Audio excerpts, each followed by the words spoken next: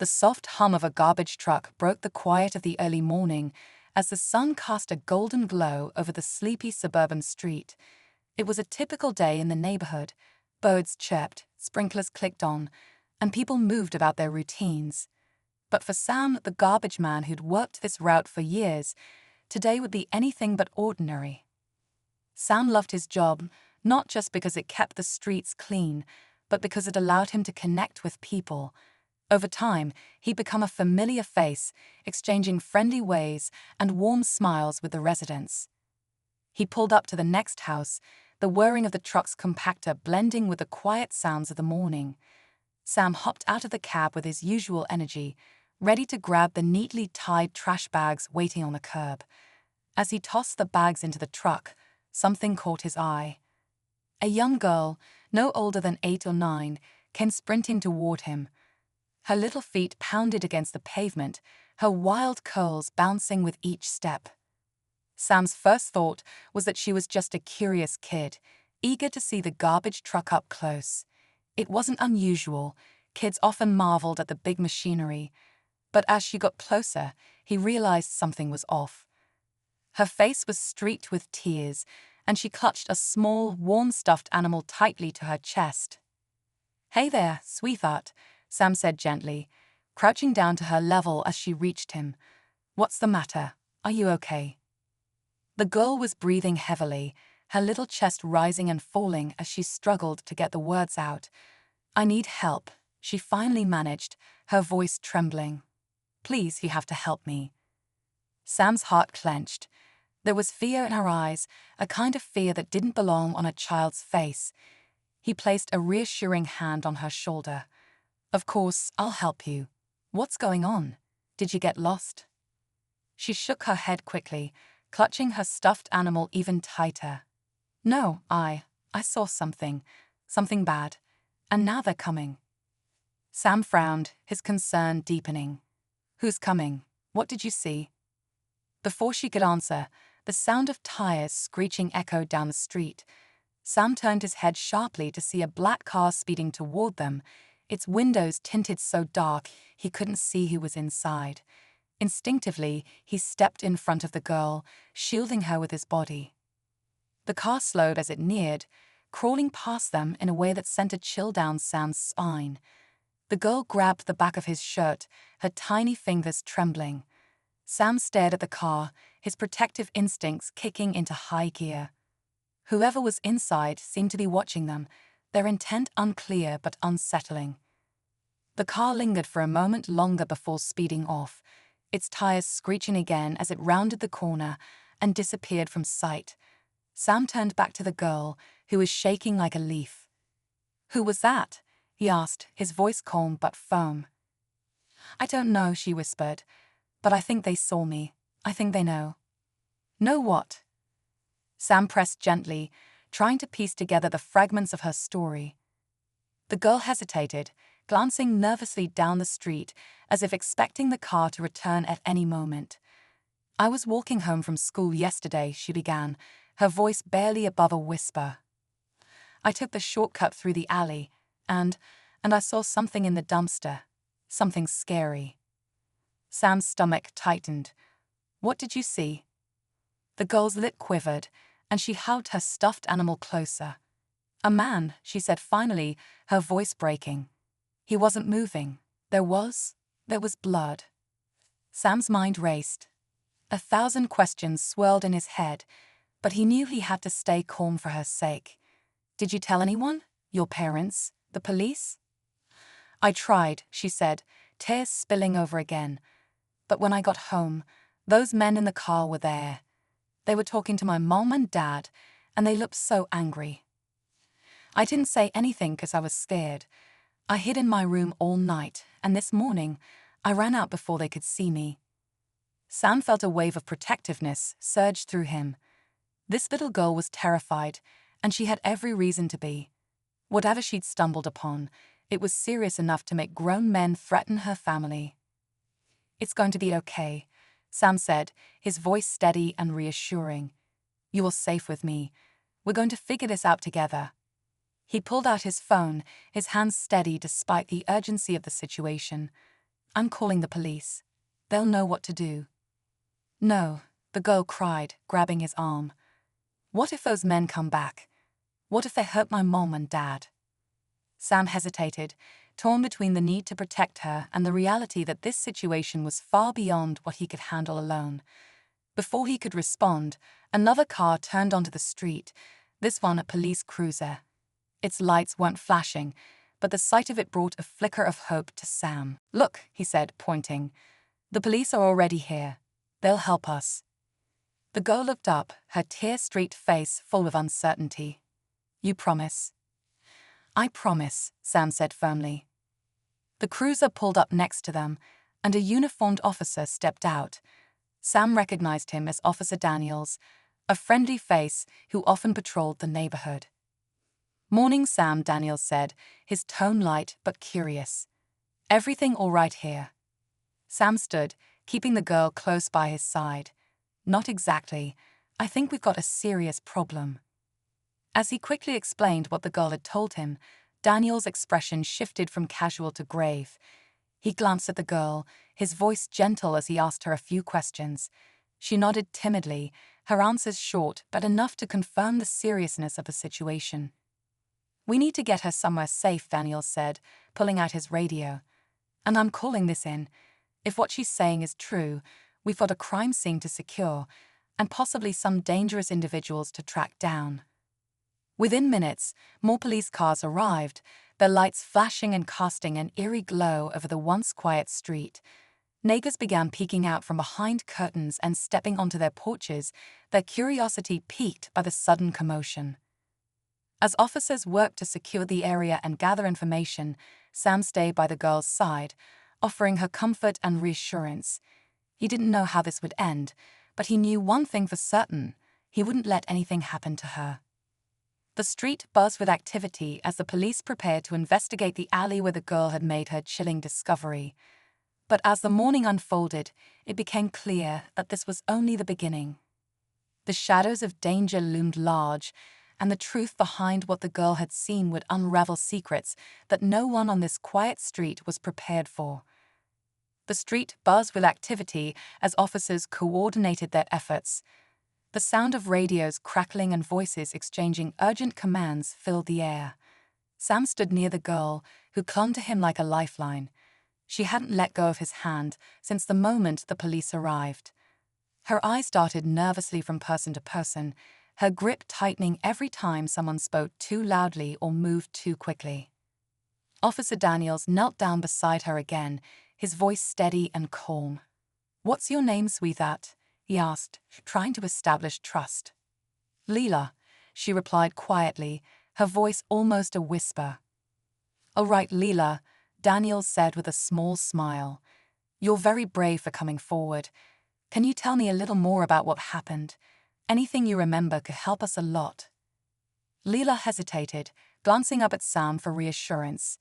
He nodded, giving her a gentle squeeze on the shoulder. She took a shaky breath and began to speak. "I was walking home from school yesterday," she said.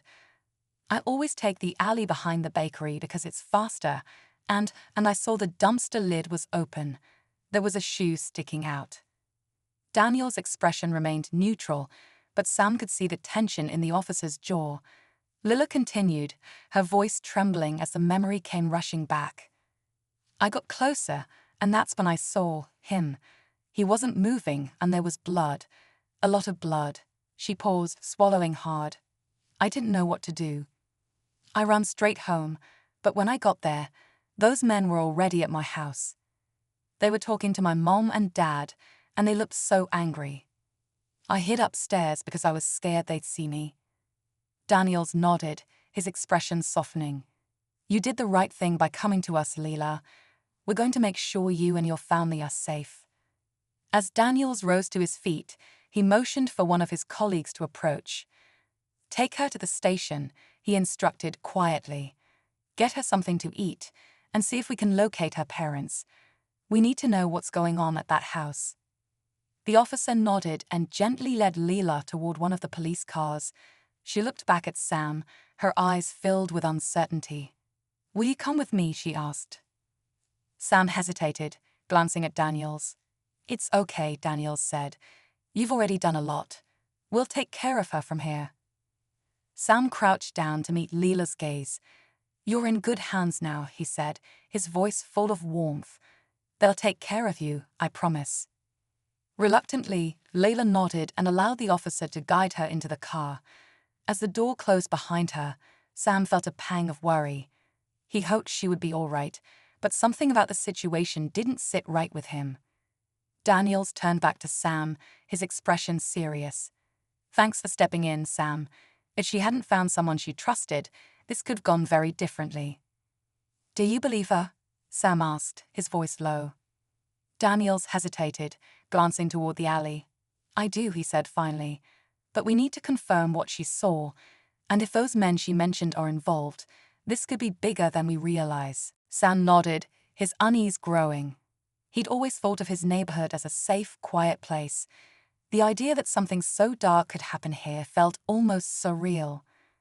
As the police began cordoning off the alley and organizing their search, Sam found himself lingering.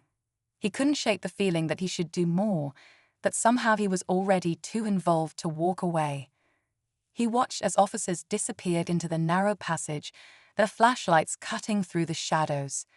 Time seemed to stretch as the minutes turned into an hour. Neighbors had begun gathering at the edges of the street, their hushed whispers adding to the tension. Sam stayed near his truck, his eyes fixed on the alley. Finally, Daniels emerged, his expression grim. "What did you find?" Sam asked, his voice steady despite the dread creeping into his chest. Daniels sighed, running a hand through his hair. "She wasn't lying. We found a body in the dumpster, just like she said. Male, mid-30s, multiple stab wounds. No ID on him, but it's clear he didn't end up there by accident." Sam felt a chill run down his spine. "Do you think those men in the car had something to do with it?" "It's possible," Daniels admitted, "but we don't have enough to go on yet. Right now, our priority is identifying the victim and making sure Leela and her family are safe." Sam nodded, though his mind was racing. He couldn't stop thinking about the way Leila had looked at him, the trust in her eyes, the desperation in her voice. She'd come to him because she believed he could help, and now he felt an overwhelming responsibility to see this through. As the day wore on, the police continued their investigation, combing the alley for evidence and canvassing the neighborhood for witnesses. Sam stayed close, answering their questions when asked, but mostly keeping to himself. He couldn't shake the feeling that this was just the beginning, that whatever had happened in that alley was part of something much larger. By the time the sun began to set, the street was quiet again. The police had packed up most of their equipment, though a few officers remained to keep watch over the crime scene. Sam finally climbed back into his truck, ready to head home after a long and unsettling day. But as he started the engine, he noticed something in his rearview mirror. A black car parked at the far end of the street, its headlights off. Sam's heart skipped a beat. It looked eerily similar to the car Leela had described. He hesitated, debating whether to approach or drive away. Before he could decide, the car's engine roared to life, and it sped off into the night. Sam sat there for a moment, his mind racing. He didn't know who those men were or what they wanted, but one thing was clear: they weren't done yet. The pieces of this puzzle were far from fitting together, and Sam couldn't shake the feeling that he was now a part of it, whether he wanted to be or not. As he drove home, the events of the day played over and over in his mind. He thought about Leela, alone at the police station, and the dark secrets that had been uncovered in their quiet little neighborhood. He didn't have all the answers, but he knew one thing for sure: this was far from over. The shadows that had crept into their lives weren't going to disappear overnight, and the danger was closer than anyone realized. Sam didn't sleep much that night. Every time he closed his eyes, flashes of the day replayed in his mind. Leila running toward him in tears, the eerie black car crawling past, and the grim expression on Officer Daniels' face when he confirmed what they found in the alley. His small, quiet neighborhood suddenly felt like a place he didn't recognize, a stage for something much darker than he'd ever imagined. The next morning, Sam's routine felt off. Usually, he loved the early hours, the calm before the world fully woke up. But now the stillness felt heavy, as if the air itself carried the weight of an unsolved mystery.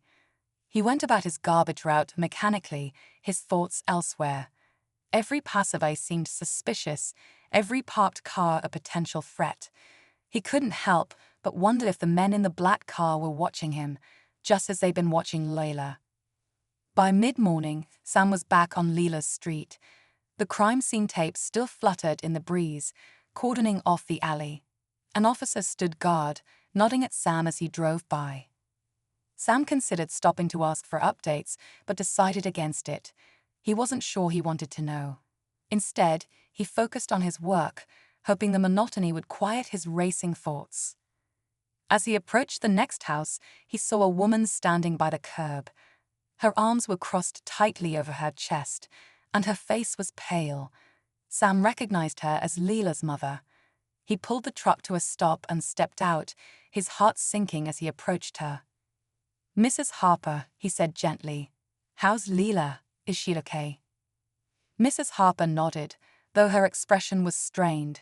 "She's shaken, but she's safe. The police have been very kind. They've got her staying with a family friend for now, just until things settle." Sam could hear the unspoken fear in her voice. "And you? Are you and Mr. Harper all right?" Her eyes darted toward the house, and she lowered her voice. "We're managing. But those men, they haven't gone away. They've been watching us. I see their car parked at the end of the street at night, and yesterday I found a note taped to our door." Sam's stomach churned. What did it say? Mrs. Harper hesitated, glancing over her shoulder as if someone might be listening. It said, "Keep quiet or else." No signature, no explanation, just those words. Sam felt a surge of anger. He didn't know who these men were, but they had crossed a line. "Have you told the police?" She nodded. "They said they're investigating, but they can only do so much. Until they have proof of who these men are or what they want, we're on our own." The helplessness in her voice was palpable, and Sam's protective instincts kicked in again. "You're not on your own," he said firmly. "If there's anything I can do, anything at all, you let me know." Mrs. Harper gave him a weak smile. "Thank you, Sam. You've already done more than most people would." As she turned to head back inside, Sam couldn't shake the feeling that the Harpers were still in danger. The thought of those men lurking in the shadows, threatening an innocent family, made his blood boil. He decided then and there that he couldn't just stand by. He didn't know exactly what he could do, but he had to try. That afternoon, after finishing his route, Sam drove to the police station. He asked to speak with Officer Daniels, who greeted him with a tired but appreciative smile. "Sam," Daniels said, motioning for him to sit. "What brings you in?" "I can't stop thinking about Leela and her family," Sam admitted. "I just spoke to her mom. She said they've been getting threats. Notes on the door, strange cars watching the house." "What's going on, Daniels? Who are these people?" Daniels sighed, leaning back in his chair. "It's complicated. The man we found in the alley was involved in some illegal activity, drugs, from what we've pieced together. We think Layla might have stumbled upon something she wasn't supposed to see, something connected to his death. The men in the black car, they're likely tied to it. They're trying to intimidate the Harpers into silence." Sam clenched his fists. "So what are you doing about it?" "We're doing everything we can," Daniel said, his tone firm. "We've got patrols watching the house, and we're working to identify the men in the car. But without more evidence, our hands are tied. We can't make arrests based on suspicion alone." Sam's frustration bubbled over. "That's not good enough. Lila's just a kid. She shouldn't have to live in fear." Daniels held up a hand, his expression calm but serious. "I understand how you feel, Sam. Believe me, we're taking this seriously. But these things take time." Time. That was the last thing the Harpers had. Sam left the station feeling more determined than ever. If the police couldn't act quickly, then maybe he could find a way to help. He didn't have a badge or any special training, But he did have something just as valuable: his connection to the neighborhood. People trusted him, and he knew every street, every corner, every alley. Over the next few days, Sam started paying closer attention during his route. He kept an eye out for the black car and made mental notes of anything unusual. He also began talking to his neighbors, asking subtle questions about whether they'd seen anything suspicious. Most people hadn't, but one elderly woman mentioned seeing the black car parked near the alley late at night, just hours before Lila's discovery. Sam's investigation led him to the alley itself. One evening, after his shift, he returned to the scene. The dumpster had been emptied, and the area was quiet, but something about it still felt off. He scanned the ground with a flashlight, looking for anything the police might have missed. After a few minutes, he spotted something: a small, crumpled piece of paper wedged under a nearby crate. Carefully, he picked it up and unfolded it. The writing was faint, but the words sent a chill down his spine. "Meet me at midnight. Don't be late." Sam's mind raced. Was this a note meant for the man who'd been killed? And if so, who had written it? The questions swirled in his head, but one thing was clear: he was getting closer to the truth. The only problem was, the closer he got, the more dangerous things became. Sam stared at the crumpled note in his hand, his mind buzzing with questions. Midnight. Someone had been expected at the alley that night, and it likely wasn't just a casual meeting. The words seemed to carry a sense of urgency, maybe even danger. Was it a meeting that had gone wrong, or had it been a setup from the beginning? Whatever the answer, Sam knew he couldn't let it rest. Back in his truck, he couldn't shake the feeling that the note might be the key to understanding what had happened. If only he knew who had written it, and to whom it was meant to be delivered. His first thought was to call Officer Daniels, but something held him back. He didn't have solid proof this note was connected to the crime, and he didn't want to waste the officer's time on what might seem like a hunch. Instead, Sam decided to follow his instincts. He drove through the neighborhood slowly, his eyes scanning the streets for anything out of place. As the sun began to set, casting long shadows across the pavement, he found himself approaching the alley once more. The yellow crime scene tape had been removed, but the memory of what had happened there lingered like a dark cloud. He parked his truck at the far end of the street, not wanting to draw attention. Stepping out, he kept his movements quiet and deliberate, his gaze darting from side to side. The area was eerily silent, the kind of quiet that made every sound seem louder than it was. Sam moved closer to the alley, his footsteps soft against the cracked pavement. Halfway down, he stopped. There, just beyond the dumpster, was a faint scuff mark on the ground. It looked out of place, as if someone had struggled or dragged something heavy. Sam crouched down to get a closer look, his pulse quickening. He couldn't be sure, but it seemed like another piece of the puzzle, a sign of the violence that Leela had described. As he stood, a faint noise made him freeze. It was a rustling sound, coming from further down the alley. Sam's heart pounded as he strained to listen. He slowly turned his head, his eyes narrowing as he tried to make out the source. Was it the wind, or was someone there? "Sam," a voice called softly from behind him. He spun around, startled to find Officer Daniels standing at the entrance to the alley. The officer's expression was a mix of concern and irritation. "What are you doing here?" Daniels asked, keeping his voice low. Sam relaxed slightly but felt a pang of embarrassment at being caught. "I found something," he said, holding up the crumpled note. "I think it might be important." Daniels stepped closer, taking the note from Sam and reading it under the beam of his flashlight. His brow furrowed as he processed the words. "Where did you find this?" he asked. "Over there," Sam said, pointing to where he discovered the paper. "It was stuck under a crate. I thought maybe it had something to do with the man in the dumpster." Daniels nodded slowly, tucking the note into his pocket. "It could be a lead, but you need to leave this to us, Sam. This isn't your job." Sam opened his mouth to argue, but Daniels cut him off. "I mean it.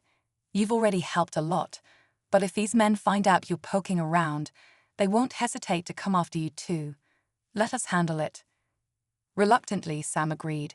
He knew Daniels was right, but walking away didn't sit well with him.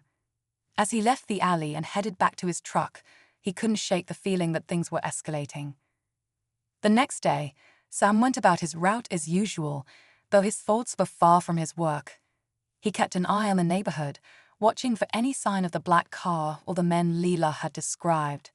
By mid-afternoon, his vigilance paid off. As he turned onto a quiet street, he spotted the car parked near the corner. Sam slowed his truck, his heart racing. The car's windows were tinted, making it impossible to see who was inside.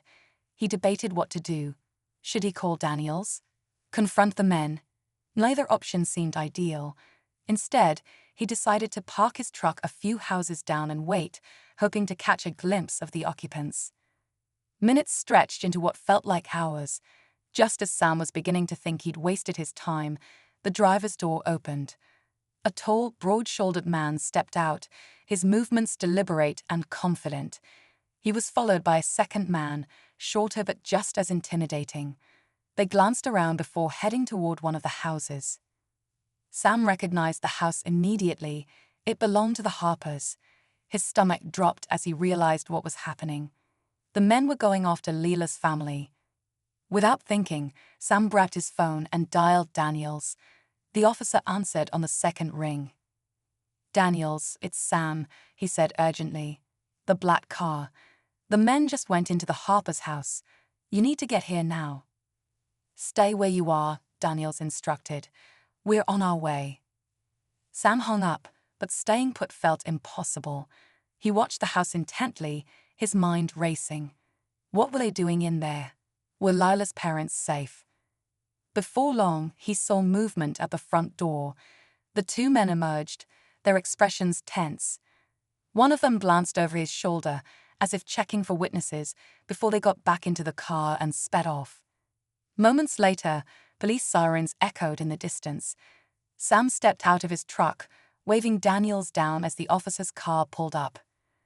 "They were here," Sam said quickly. "I saw them go inside.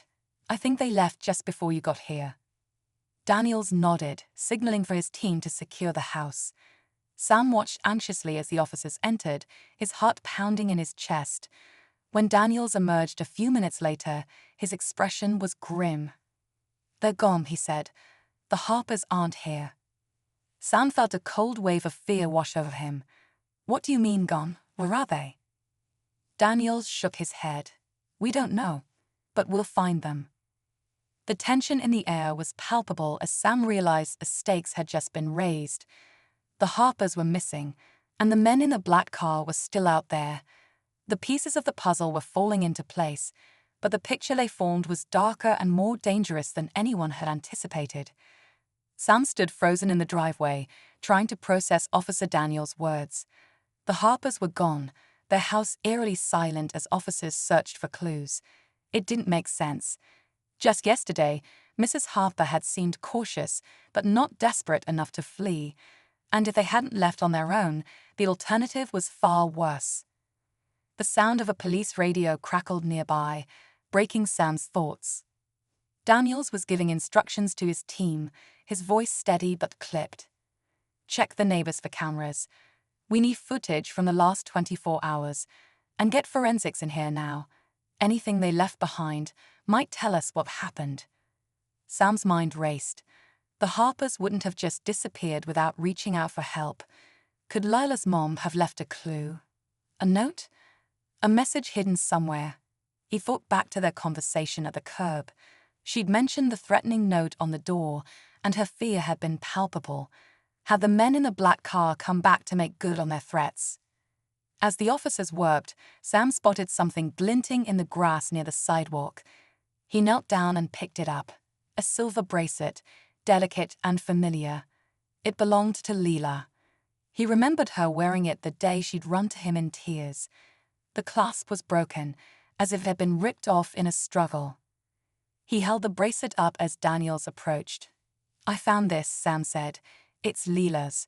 She wouldn't have left it behind on purpose." Daniels took the bracelet, his jaw tightening.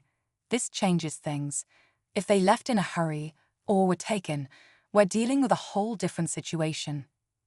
Sam couldn't keep quiet anymore. "We can't just wait around for answers. Those men are dangerous, and now the Harpers are in real trouble. What can I do to help?" Daniels hesitated, clearly torn. "Sam, this is serious. I can't ask you to get involved any more than you already have." "You don't have to ask," Sam said firmly. "I care about these people. If there's anything I can do, I'm doing it." Daniels sighed, then lowered his voice. "All right, but you didn't hear this from me. We've identified one of the men connected to the car. His name's Victor Hayes, a known enforcer for a local criminal organization. We've been tracking his movements, but he's careful, doesn't leave a trail. If the Harpers are with him, they're in grave danger." Sam's chest tightened at the thought. "Where do I start looking?" Daniels shook his head.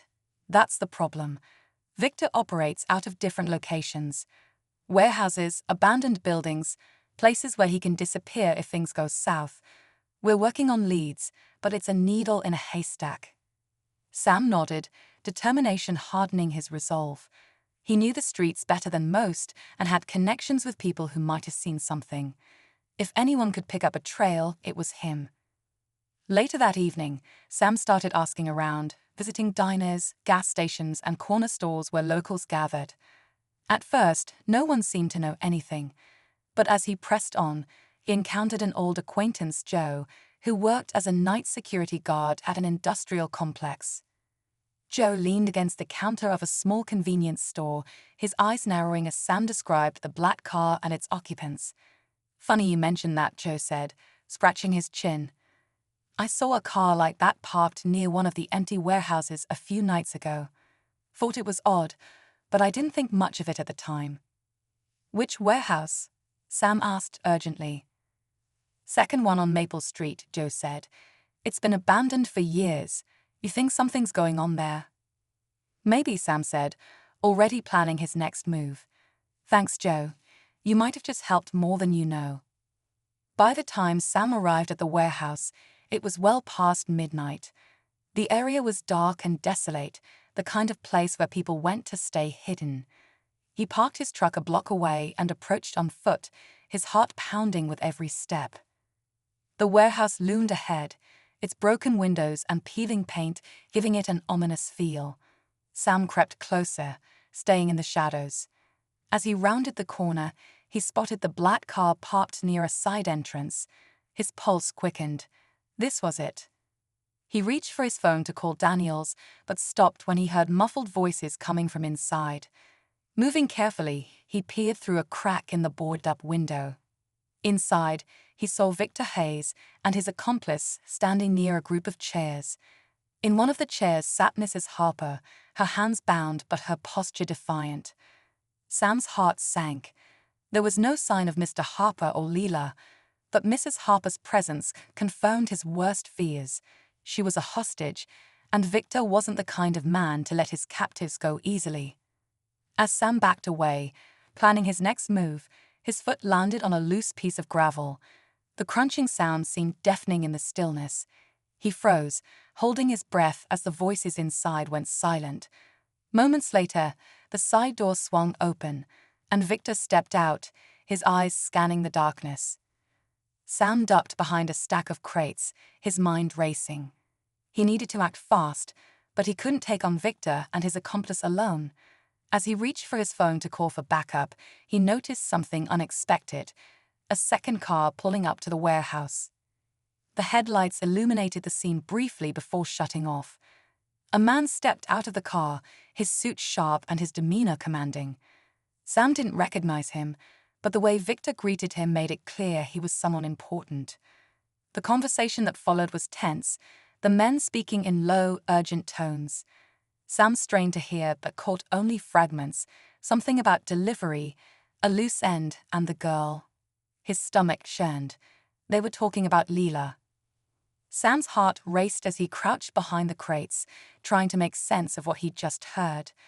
They were talking about Leela, and if she wasn't at the warehouse, where was she? Every second felt like an eternity, the weight of his choices pressing heavily on him. He couldn't just stand there. but rushing in alone would be reckless. Taking a steadying breath, Sam texted Officer Daniels with his location and what he'd seen so far. He added that time was critical, then tucked his phone away, hoping backup would arrive soon.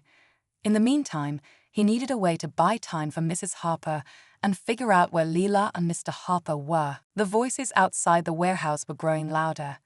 Sam peeked around the crates and saw Victor and the sharply dressed man exchanging something. Papers, maybe documents. Whatever it was, it seemed important. Victor was visibly agitated, gesturing wildly, while the other man remained calm and calculated. Then, to Sam's surprise, Victor's accomplice emerged from the warehouse with Mrs. Harper. Her face was pale but determined, her hands still bound. She glanced around, as if trying to take in her surroundings. Sam could see she was trying to stay strong, but there was a flicker of fear in her eyes.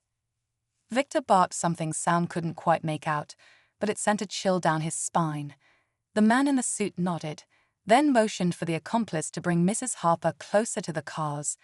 Whatever they were planning, Sam knew he had to act quickly.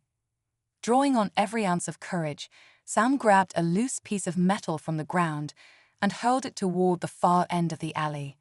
The clanking sound echoed loudly, causing Victor and the others to whip their heads in that direction. It was a small distraction, but it gave Sam the chance to move closer and position himself near the warehouse door. His heart pounded as he slipped inside, careful not to make a sound. The interior was dark and smelled of oil and dust. He scanned the room quickly, looking for anything that might indicate where Leela or Mr. Harper could be. That's when he spotted it, a phone left on a table, the screen still lit. It was Mrs. Harper's phone, and a message draft was open. It read, "They have Leela. Please help us." Sam's chest tightened. Lila was still out there, and Mrs. Harper had been trying to call for help. He pocketed the phone and moved further into the building, his ears straining for any sign of movement. Suddenly, he heard the faint sound of a cart engine roaring to life outside. Panic set in. Were they leaving? He darted back to the entrance and saw Victor's car pulling away, with Mrs. Harper still inside. The second car remained, the suited man now standing beside it with his phone to his ear. Sam stepped back into the shadows, clenching his fists. He had to trust that Daniels and his team would catch up to Victor. For now, his focus needed to be on finding Lila. The man outside was clearly calling the shots. If anyone knew where she was, it was him. Minutes later, the sound of distant sirens filled the air. The man's head snapped up, his calm demeanor slipping as he quickly ended his call and climbed into his car. Sam watched as the car sped off, just as Daniel's patrol cars turned onto the street. Sam stepped out from his hiding spot, waving his arms to catch their attention. Daniels jumped out of his car, his expression a mix of relief and urgency. "They took Mrs. Harper," Sam said quickly. "Victor's heading south, but I think the girl is still somewhere nearby. I overheard them saying something about her." Daniels nodded, motioning for some officers to follow Victor's car while others stay behind to sweep the area. "We'll find her," he assured Sam. "Just hang tight." But Sam couldn't just stand there. He retraced his steps through the warehouse, searching for any sign of where Leela might be. It wasn't until he reached the back of the building that he noticed a faint trail of dirt leading to a door marked storage. Pushing the door open, he found a small room with a stack of crates and, in the corner, a faint glimmer of light. As he approached, he realized it was a flashlight lying on the ground, its beam illuminating a narrow crawl space. "Leela," Sam called softly, his voice steady but urgent.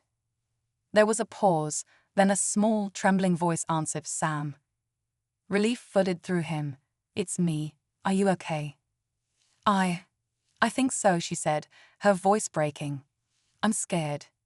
"It's okay, sweetheart," Sam said gently. "I'm here now. Can you crawl toward the light?" Moments later, Leela emerged from the crawl space, her face streaked with tears, but otherwise unharmed. Sam scooped her into his arms, holding her tightly. "You're safe now," he whispered. As they made their way back to the front of the warehouse, Sam could hear the commotion outside. Daniels and his team were coordinating efforts, and one officer approached with news that Victor's car had been stopped and Mrs. Harper was safe. Leela clung to Sam as they stepped into the light, her small frame shaking with sobs. Mrs. Harper, now freed from her bindings, ran toward them, pulling Leela into her arms. The reunion was tearful and filled with relief, the nightmare finally coming to an end. In the days that followed, the police pieced together the full story. Victor and his crew had been using intimidation tactics to extort families in the area, targeting those they believed were too scared to fight back. The Harpers had been chosen at random, but had become a bigger problem when Mrs. Harper reported the threats to the police. Sam's actions, along with Layla's courage, had been instrumental in stopping the operation. Victor and his associates were facing multiple charges, and the neighborhood could finally breathe a little easier. For Sam, the experience was life-changing. He'd always considered himself an ordinary man, but in those critical moments, he discovered a strength he didn't know he had. The bond he formed with Leela and her family was unbreakable, and he knew he'd always be there for them, no matter what. As he stood on the curb a week later, watching Leela play with her friends, he felt a deep sense of gratitude. Life could be unpredictable, but it also had a way of bringing people together in the most unexpected ways. And in the end, that connection was what truly mattered.